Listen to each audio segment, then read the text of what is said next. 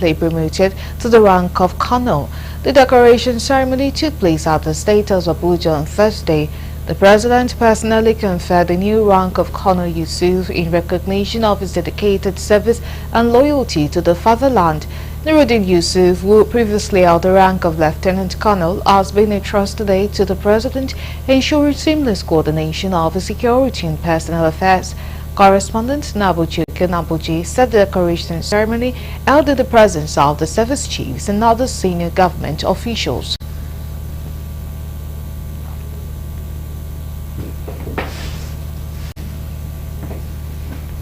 President Tinubu expresses his profound sympathy to the military authorities following the loss of 6 brave soldiers during a terrorist attack on January 4, 2025 on an army base in Sabungida, Damboa, Borno State. The president extends his heartfelt condolences to the families of the fallen soldiers whose sacrifice in defending the nation will forever be honored and remembered.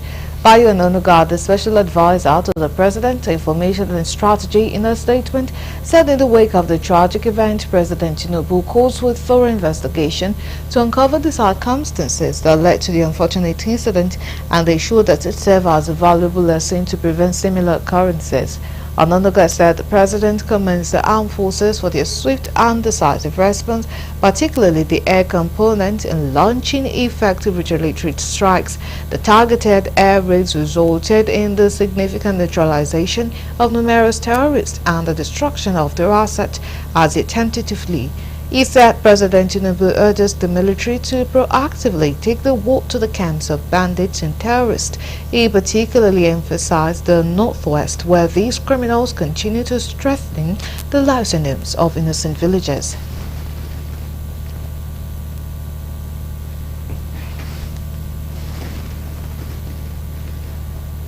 The Public Accounts Committee, PAC, of House of Representatives has called for urgent measures to enhance revenue generation and accountability across government institutions. During an interactive session at the House of the Accountant General of the Federation, the committee, chaired by Honorable Bamidele Salam, engaged Dr. Mrs. Shakira Ahmedian on critical fiscal challenges confronting the nation. The session highlighted low capital budget implementation, insufficient revenue remittances, and the late financial audit as critical issues requiring immediate attention. Honorable Salam emphasized the need for comprehensive automation of revenue collection system, particularly within government-owned enterprises and foreign missions. He noted that outdated manual processes were contributing to significant revenue leakages. The committee urged the Ministries of Foreign Affairs and Interior to collaborate with the Accountant General's Office to resolve automation challenges and ensure transparency in collection from foreign missions. The chairman also expressed concerns over the delayed submission of Nigeria's consolidated financial statement, while citing studies from Kenya, Ghana, and Rwanda, which show these countries outperforming Nigeria in submitting and auditing financial reports. Now, joining us to talk about topic of inability of states to implement annual budget, we have Anwar Rafsanjani, Executive Director, CISLAC. Good evening and thank you so much for joining us at this time. Thank you very much and good evening, viewers. All right, so the National Assembly has blamed governors for low performance of the budget, especially that of 2024. On the governor's inability to meet up with the budget. Do you agree with this? The issue is that in Nigeria, the budgeting process is really faulty in the sense that public officials, they see the annual budgeting process as only an opportunity for them to spend the recurrent budget in a manner that is totally implemented, while the capital budget is hardly implemented, and that is what will help address issues of poverty, inequality, unemployment, and also help to generate economic activity. So the governors, many of them actually they are not really bothered about capital project just like you say at the federal level also. If you look at the percentage of the budget implementation, the recurrent is almost 100% done, while the capital project is not really given that much consideration, in terms of PD implementation, which we believe will be the basis in which you could actually help to create job and create, or rather repatriate social amenities like health, education, and even the infrastructure that will make Nigerians to carry out business activities that will even help government generate revenue.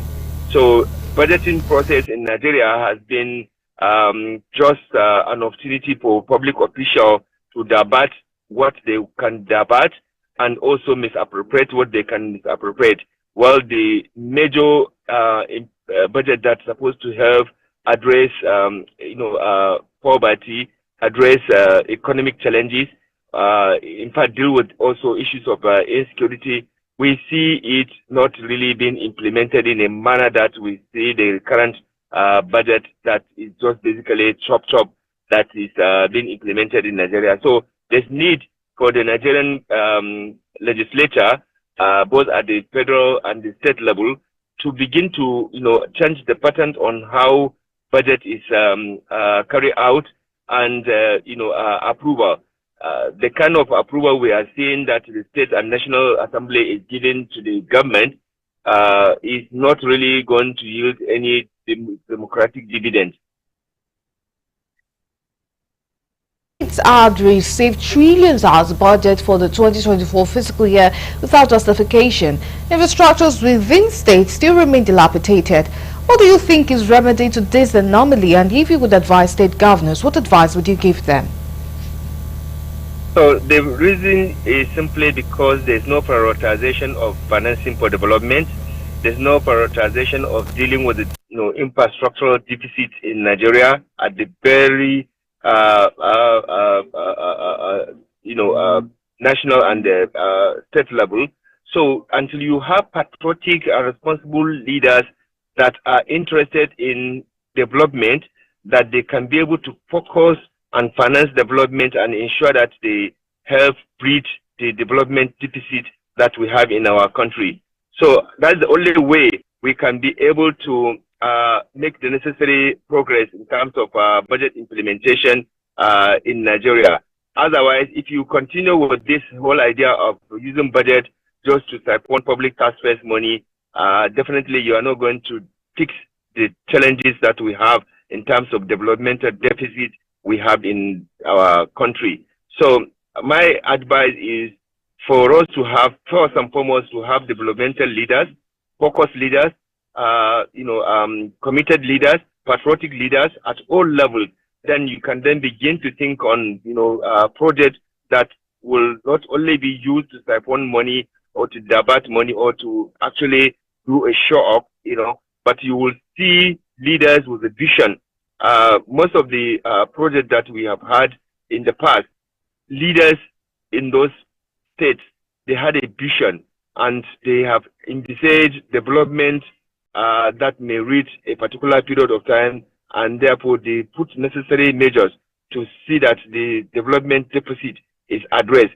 But now, the current leaders that we have since the return of democracy, many of them are just interested in how much they can make. And even where there's a project, you see it's personalized. And many of the projects that are initiated are abandoned. So we need to stop all these projects that are initiated just for siphoning public taxpayers' money.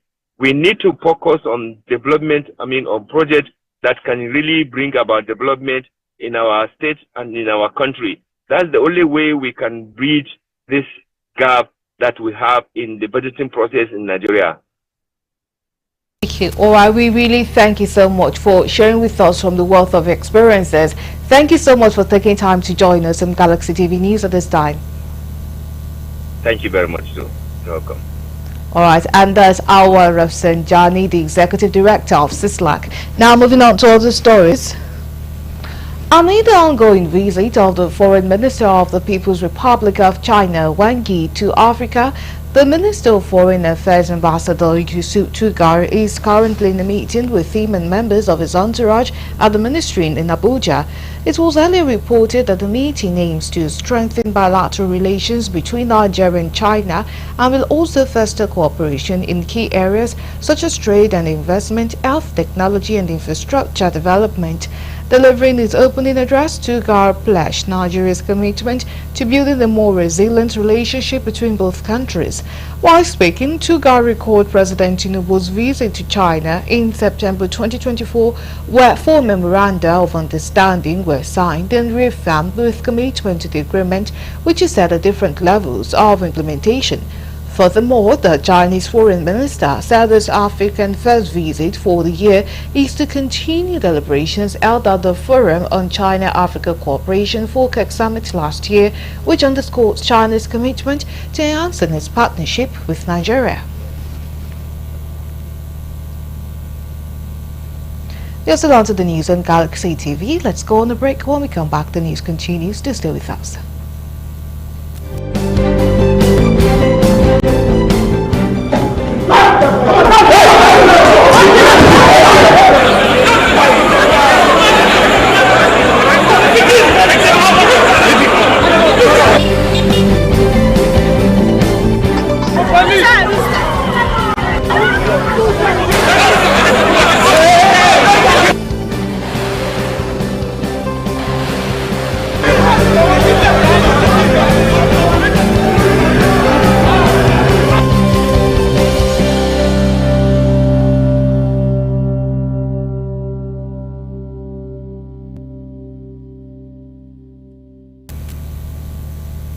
We are glad to have you back. Now, for more updates and latest news, please visit our website www.galaxytvonline.com.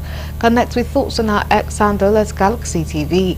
Subscribe to our YouTube channel, youtube.com/Galaxy TV News. You can follow and interact with thoughts on our Facebook page, facebook.com/Galaxy TV.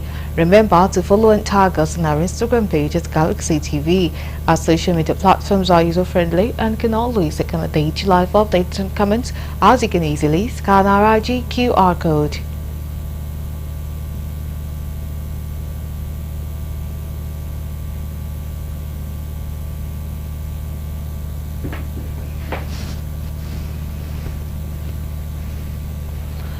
Issues confronting Nigeria's telecom sector may be near an end, as the federal government said it has received an interim report on the sustainability of the telecoms industry, especially on the improved connectivity.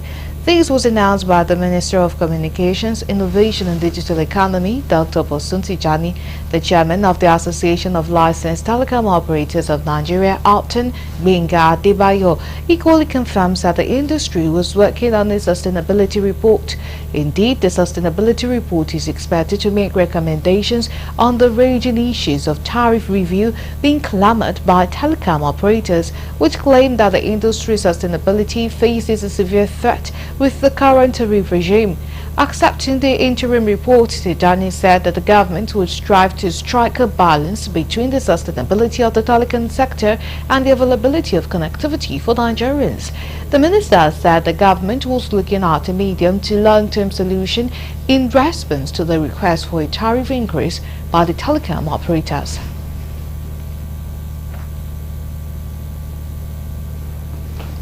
And to other stories, the coalition of Northern Group CNG and other civil society organizations have called for withdrawal of the proposed tax reform bills currently before the National Assembly.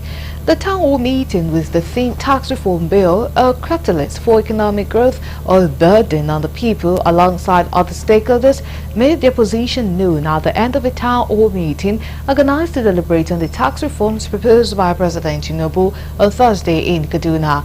Fielding questions from newsmen, National Coordinator of the CNG, Kambri Jamilu Aliyu Chiranchi, who spoke on behalf of the organizations, said that President Tinubu's tax reforms appear to be promoting the interest of a few people to the detriment of the generality of Nigerians. Kambri Chiranchi said that the CNG and other partners would continue to sensitize the public to pressure the representatives at the National Assembly to block passage of the bill.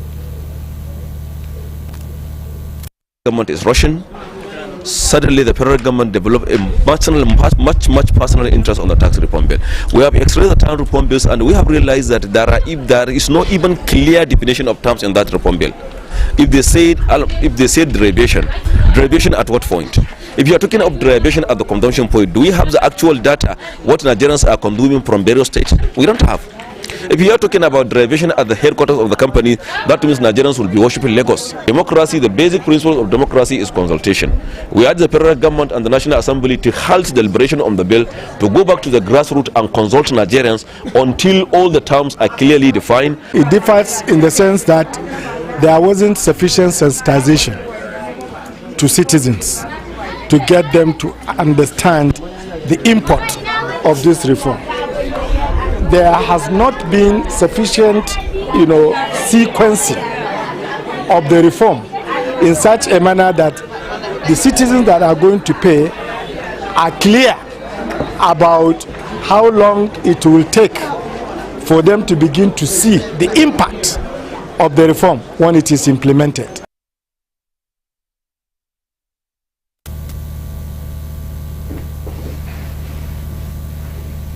The Assistant Inspector General of Police in charge of Zone 7 headquarters, Abuja, Bernard Igwe, has advised officers and men of the force to remain steadfast and committed to the task of safeguarding lives and properties of Nigerians. Igwe gave the admonition while decorating the area commander Kotangora and 22 senior officers of the command with their new ranks. Said the gesture justified their commitment and steadfastness. He commended the Inspector General of Police Olukayode Egbetokun for his move on personnel welfare and for finding the officers worthy to be recommended for promotion. The Assistant Inspector General of Police added that the large-scale promotion was done of the IG was part of the IGP's ongoing effort to enhance the efficiency and morale of the Nigerian police force. While congratulating the officers, he urged the promoted officers to see the promotion as a new beginning, as to whom much is given, much is expected. He emphasized the need to maintain professionalism and discipline wherever they find themselves, as discipline is the bedrock of the Nigerian police force. Speaking on behalf of the decorated officers, the CP Makaliso Umar expressed gratitude to God for sparing the lives of beneficiaries and Inspector General of Police for his approval.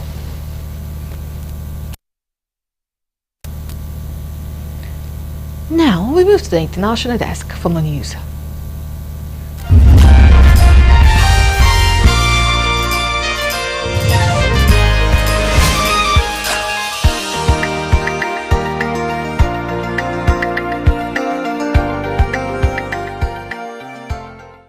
This is news from the international scene. A fire official says a blaze that broke out in Hollywood Hills is rapidly expanding after a mandatory evacuation order was issued in the area following the spread of the wildfires in Los Angeles. California Fire Chief David Dacona told newsmen there had been zero progress in containing the fire because of high winds and dry conditions. The wind has been blowing consistently at 60 to 100 miles per hour since yesterday morning, Acuna said. It actually blew harder last night. At least 5 fires are currently active across Los Angeles, with 5 people confirmed to have been killed. Wind speeds have dropped to about 30 miles per hour, but Acuna said it is still significant, and because there are a lot of open areas, it is extremely dangerous. More than 130,000 people have already had to evacuate, and the homes of a number of celebrities, including Paris Hilton and Billy Crystal, have been destroyed. The first fire began on Tuesday in the Pacific Palisades neighborhood near Malibu, with others subsequently breaking out across the north of the city. As of 8:15 p.m. local time, 4 fires in the areas of Palisades, Pasadena, Silva, and the Hollywood Hills covered more than 27,000 acres and were 0% contained, according to the LAFD. 1 fire in the Acton area had been partially contained, while 2 others had been completely contained.